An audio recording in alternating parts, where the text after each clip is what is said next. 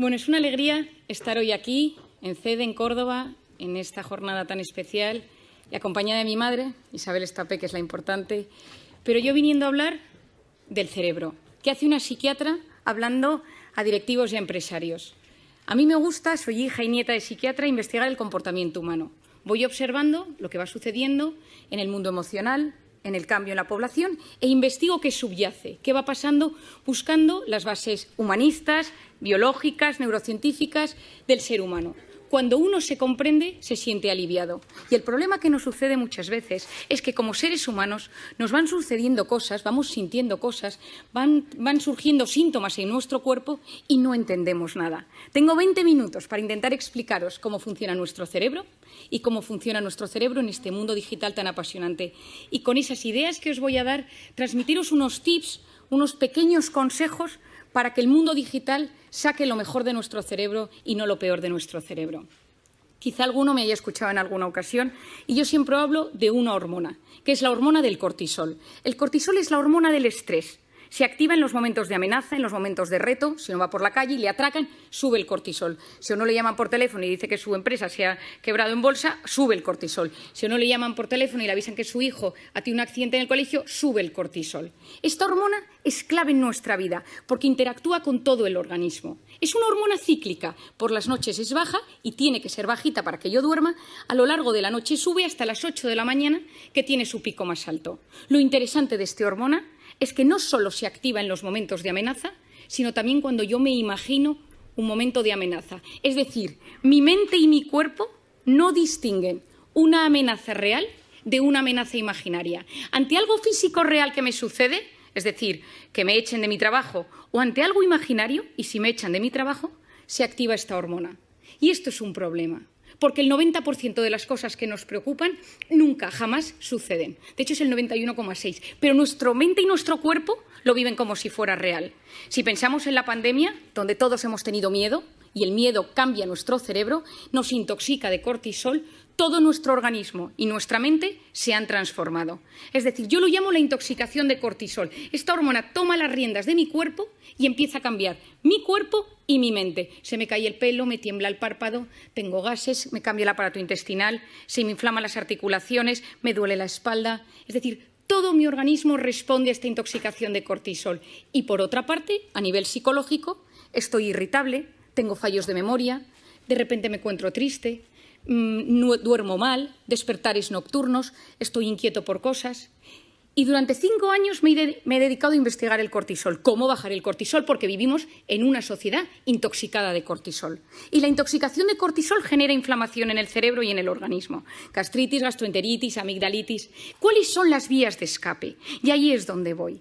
Yo durante mucho tiempo he investigado cómo de forma sana conseguir equilibrar esos niveles de cortisol. Pero nos dimos cuenta, y muchos neurocientíficos a nivel mundial nos hemos dado cuenta, que la pantalla nos alivia. Y esto es clave.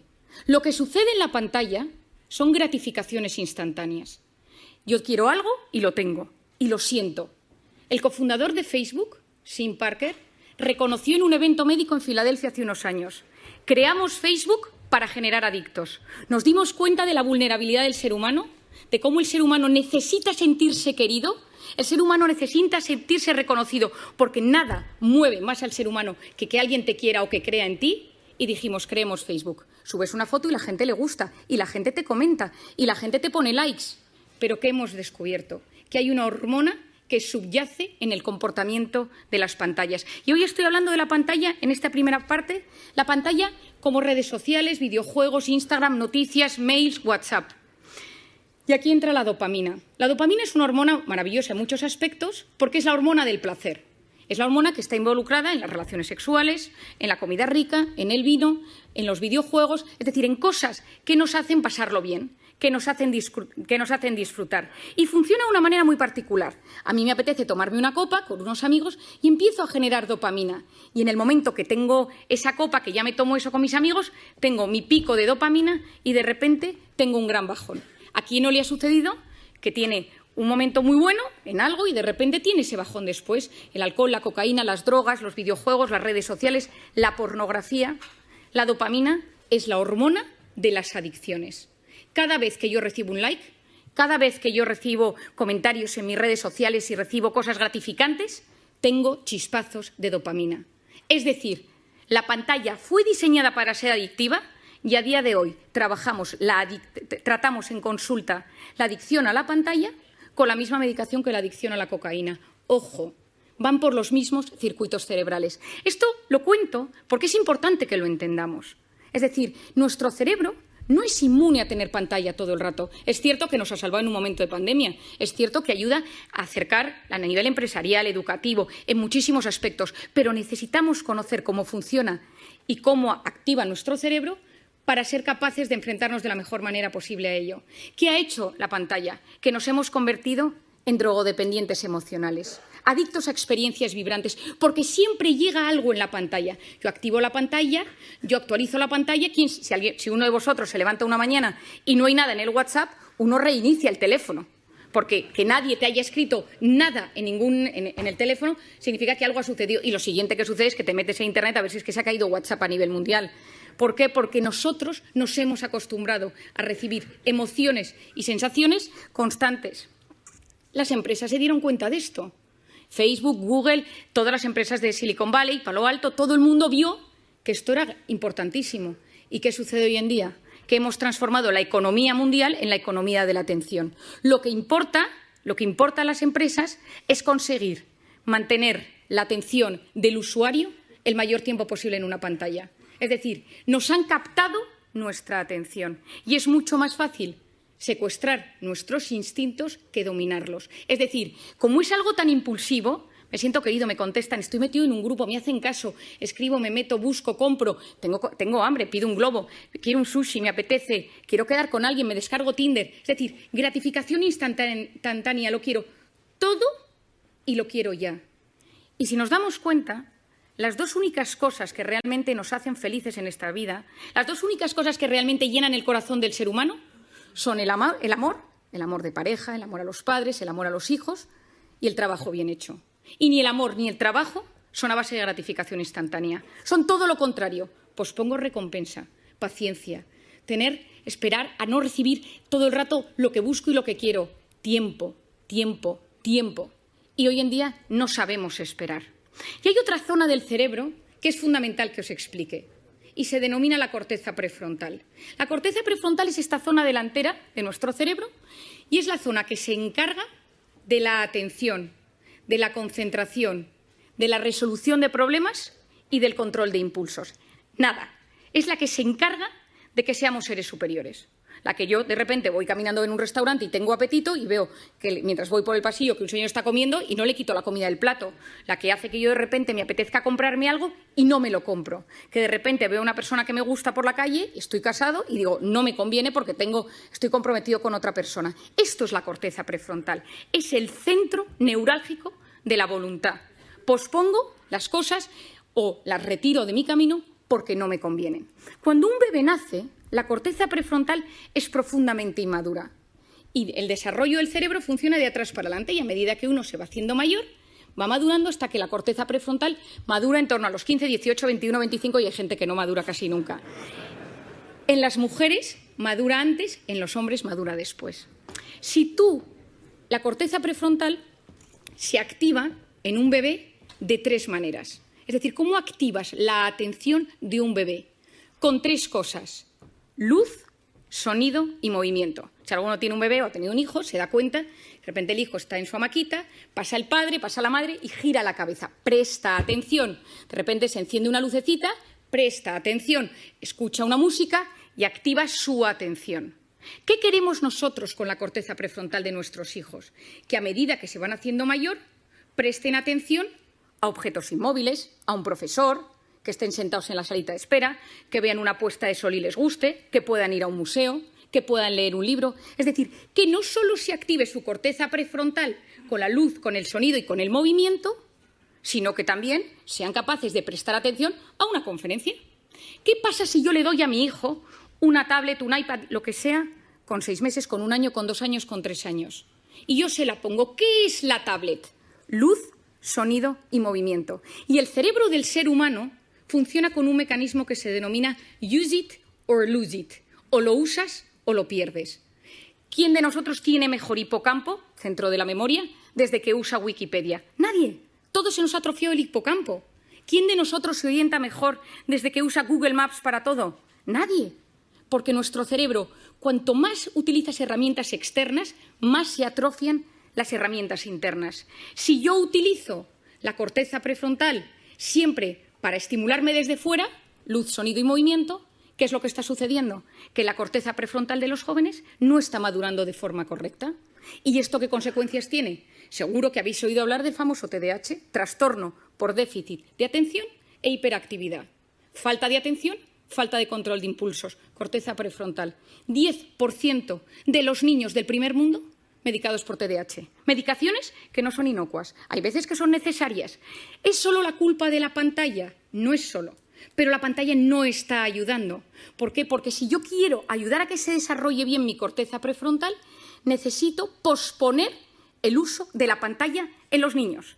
Si nosotros, que somos adultos, que nos educaron sin pantalla en nuestra corteza prefrontal, ya nos damos cuenta que constantemente esto nos alivia, esto nos ayuda, no podemos vivir sin el teléfono, nos damos cuenta que nos lo hemos olvidado y hay un sudor frío por la espalda, que somos conscientes de que lo necesitamos, lo llevamos colgados y a veces incluso algunos pegados en la mano como si fuera un reloj.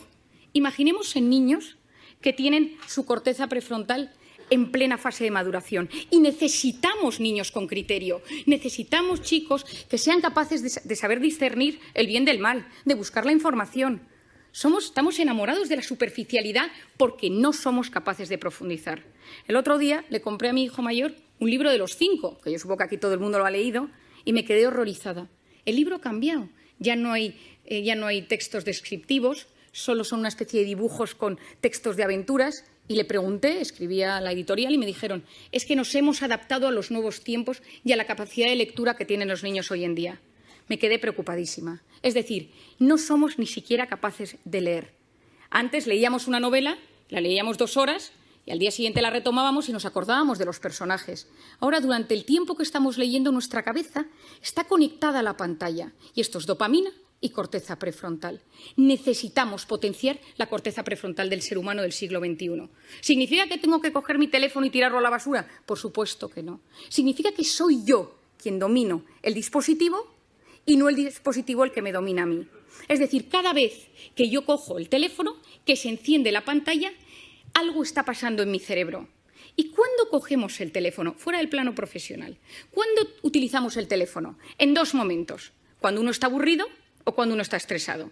Uno está escuchando una charla, está escuchándome hoy, está de repente, ¿quién no le ha pasado en estas múltiples entrevistas o sesiones por Zoom eternas? Y que uno se da cuenta que no es capaz de seguir el hilo de la conversación y su cerebro le pide el teléfono. ¿Por qué? Porque me estoy aburriendo, me estoy poniendo nervioso porque no me entero bien. Es decir, nuestro cerebro, ante el aburrimiento o ante el estrés, nos pide pantalla. Si esto lo hacemos también con los niños y con los jóvenes, ¿qué sucede? Que no estás dejando a los niños aburrirse y el aburrimiento es la cuna del asombro y de la creatividad. Nadie ha descubierto nada grande en un momento de hiperestimulación, en un momento ajetreado. Unos vieron caer una manzana de un árbol, otros paseaban por los jardines de Atenas. Es decir, si tú quieres crear algo, si tú quieres que te pasen cosas buenas, necesitas ser capaz de frenar el círculo de la hiperestimulación. Y te tienes que empezar a aburrir, porque cuando tú te aburres o dejas que tu hijo se aburra, pasan cosas en el cerebro.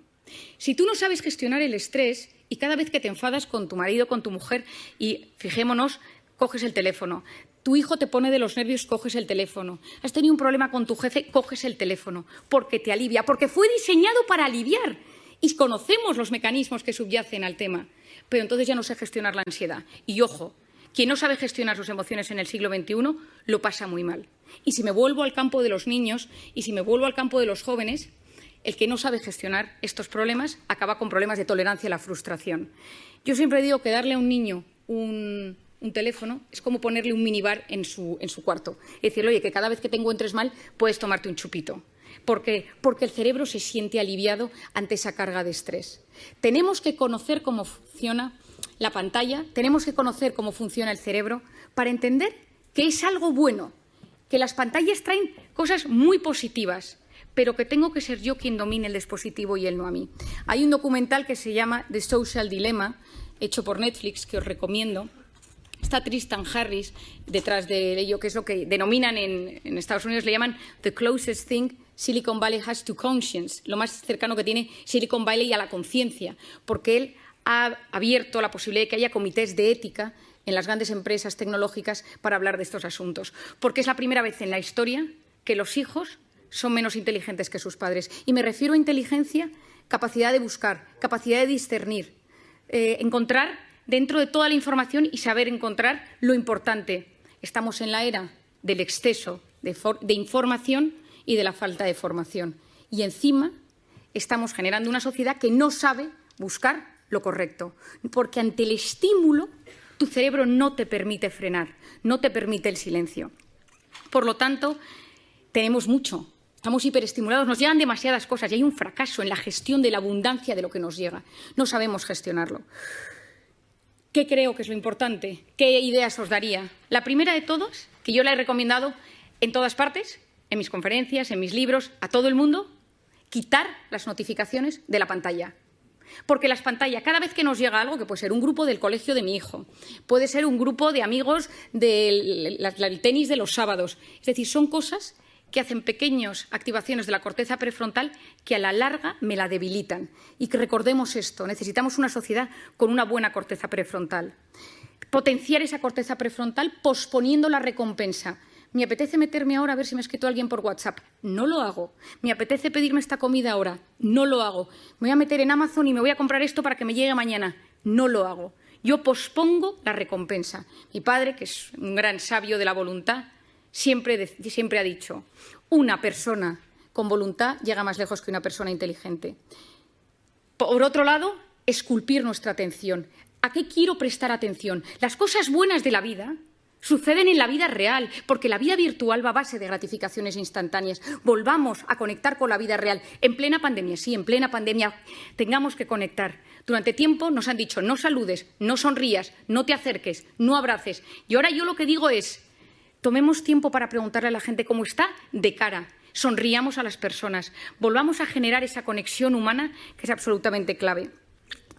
Y no quiero terminar sin hablaros de una cosa que para mí, y a pesar de que sé que es un ámbito que os va a sorprender, es fundamental. Os he contado que yo llevo varios años investigando el cortisol y siempre investigo las hormonas y la dopamina, la del placer, la serotonina, la felicidad, la oxitocina, la hormona del parto y de la lactancia. Y hace 2 años me sucedió una anécdota. Acababa de nacer mi tercer hijo, yo tengo 4 niños, y acababa de nacer mi tercer hijo y yo estaba en plena lactancia y estaba de baja maternal.